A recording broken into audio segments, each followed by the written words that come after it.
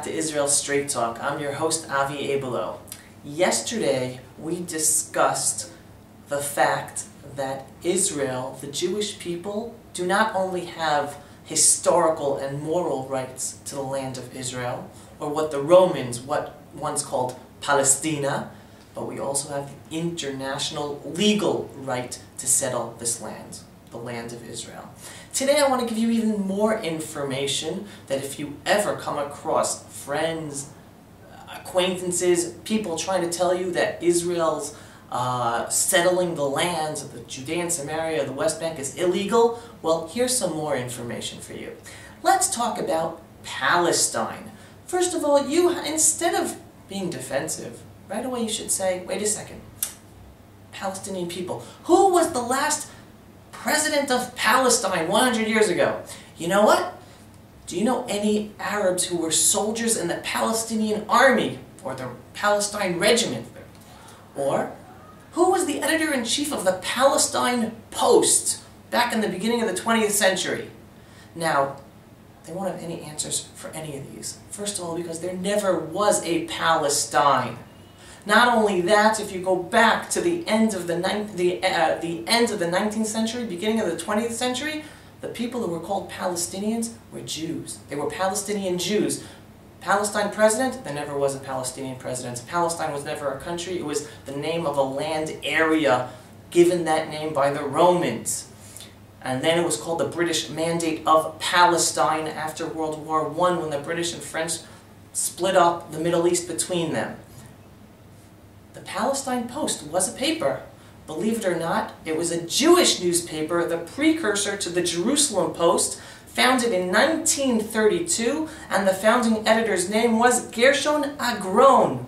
He was a Jew. The Palestine Post was a Jewish paper. Now, there was a Palestine regiment in the British Army. If anyone knows of an Arab who served there, forget about it. It was a Jewish regiment. Palestinian Jews served in the British Army in a regiment called the Palestine Regiment. They were Jews. Palestinians were Jews. There never was a Palestinian country. The land here, in the land of Israel, is legally Jewish land for us to be able to settle in. Now I'm going to go a step further. Now that we proved there never was a Palestine, people who call themselves Palestinians today didn't even exist as a nation, and this isn't me talking, this is the Palestinian Liberation Organization, the PLO, talking.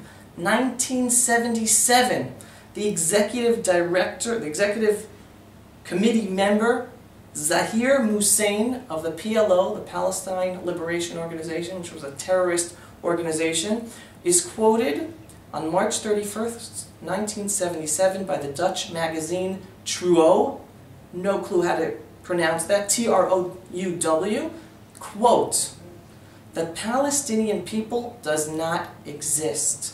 The creation of a Palestinian state is only a means for continuing our struggle against the state of Israel.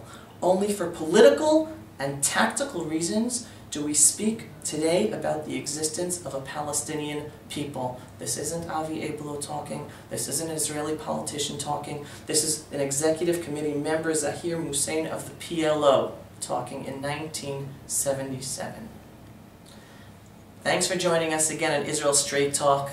Help us make the world a better place by learning this information and sharing it with others. If you have any comments or questions that you'd like us to deal with, please put them on our Facebook page, like it, join us, and we'll see you tomorrow.